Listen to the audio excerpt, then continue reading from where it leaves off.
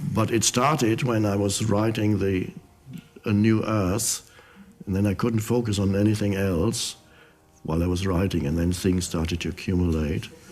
And now I still get all these manuscripts and books sent, and some of them are taking up more and more space at my place, so let's not go there.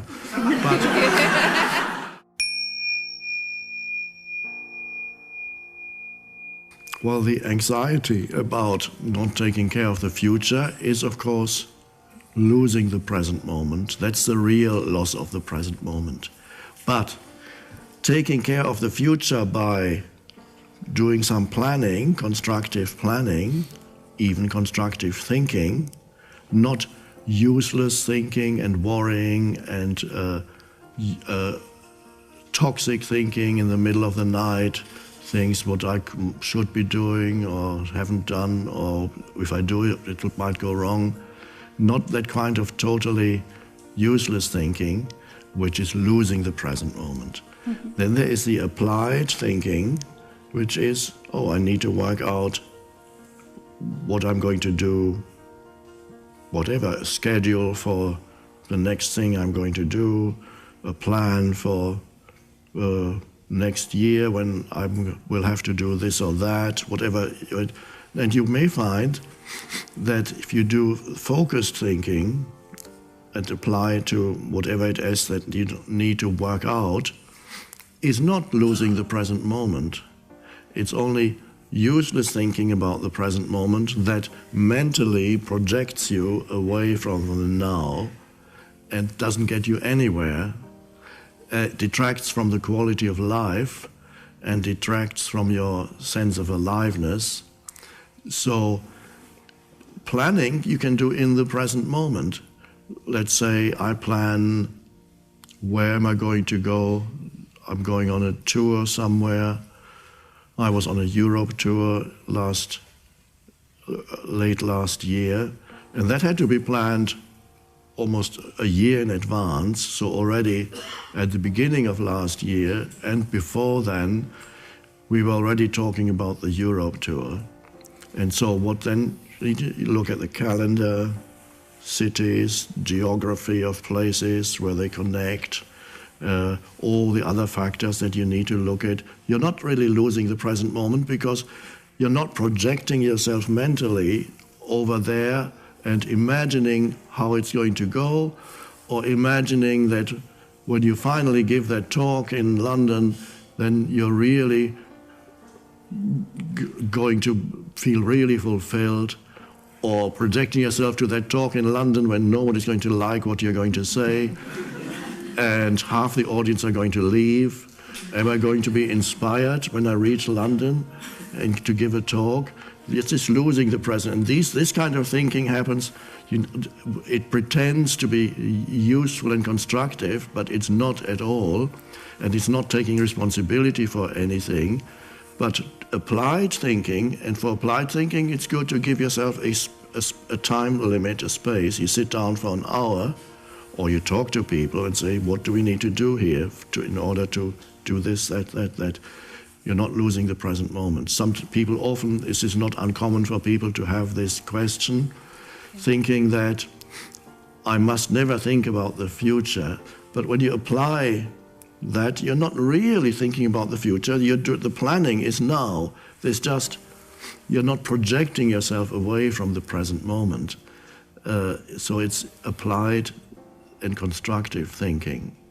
The same with the past. Sometimes you need to think about something that happened in the past. You need your memory for certain things, and then you need to kind of go back there in your mind, and then you talk about, but there's a reason why you bring it into the present, because you need that kind of memory or the knowledge. Perhaps you learned something there at the past Europe tour. Those things went very wrong. The people had to line up for an hour, and I was an hour late starting. It was disorganized. What did we do wrong? That's fine. You have to go there. But if you, in the middle of the day, you think how dreadful that was, or you're blaming yourself or others about what went wrong, then you lose yourself in the past. Mm-hmm. So you can use past and future without losing yourself in them. And then really you remain present even while you refer back to the past or while you make plans for the future.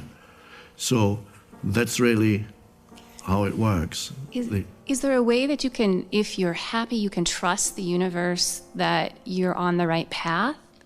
Oh, yes. Is that just... Okay. That is an underlying thing is, of course, the sense of connectedness with the deeper level, the deeper levels of your being, the awareness, the presence, the stillness, whatever you want to call it. And that gives you a certain rootedness, you're rooted in being. And then what happens on the outcome of things that you do is no longer the factor that determines your state of consciousness. So when things go wrong, sometimes they do, you're not devastated. You don't feel you're going to die because it went wrong. And you didn't get there. You tried so hard, and in the end it didn't work out. And it's so awful. You beat yourself up mentally. No, that's very dysfunctional and creates a lot of suffering.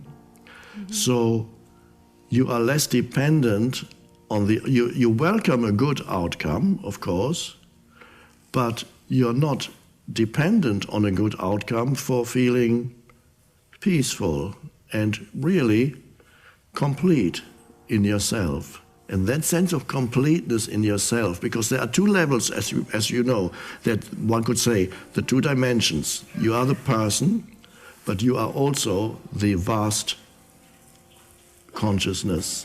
So there's the ripple, there's the ocean.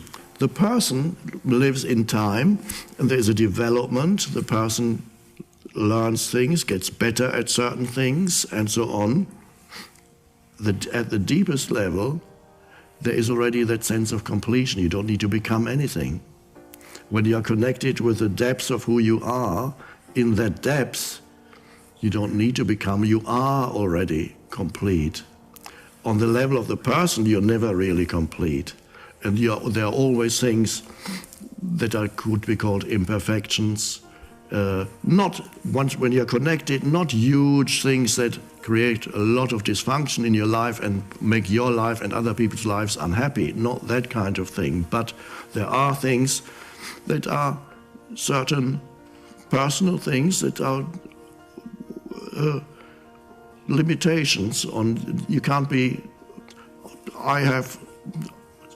My place at the moment is untidy. I'm not perfect there. So there was a time when my place was tidy, so I'm not an untidy person continuously, but it started when I was writing A New Earth, and then I couldn't focus on anything else while I was writing, and then things started to accumulate. And now I still get all these manuscripts and books sent, and some of them are taking up more and more space at my place, so let's not go there. But that's an imperfection on my part. If somebody had an idea of somebody who's fully awake, he must live in a certain way, and then he comes and says, this is not tidy, how do you live? Occasionally I have a cup of coffee, one a day, and occasionally people see me having a cup of coffee somewhere and say, why do you need coffee? You've written all these spiritual books and now you still need coffee?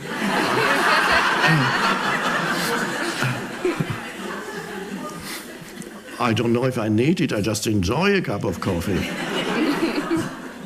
And I drink a glass of wine or two, occasionally with dinner.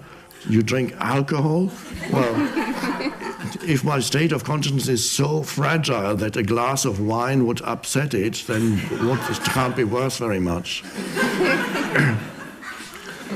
So the addictiveness does not come in, because the addictiveness would be something else. If I were addicted to coffee and couldn't live without 6 cups of coffee a day, or if I were addicted to alcohol and wouldn't know when to stop drinking, that would be something else. But you can enjoy things. People might interpret it as an imperfection, and perhaps it is, but allow yourself to have your imperfections as long as they don't create suffering for others or yourself. Become comfortable with things where you are not perfect. Some people are habitually, it's not a nice thing, it's not my problem, but they are habitually late. Some people just have that. It's almost in their genes.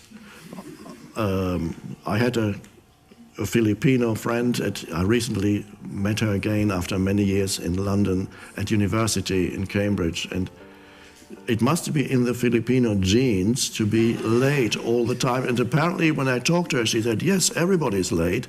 Nobody expects people to be on time. And that maybe she may not be able to get rid of that because it's in her genes. It says be late, or you don't need to be on time, and that's fine.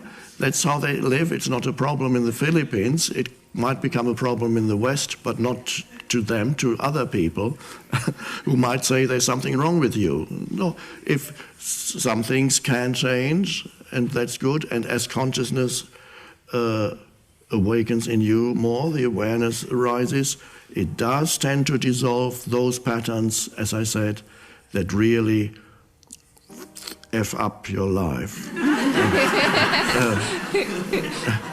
Okay, thank you.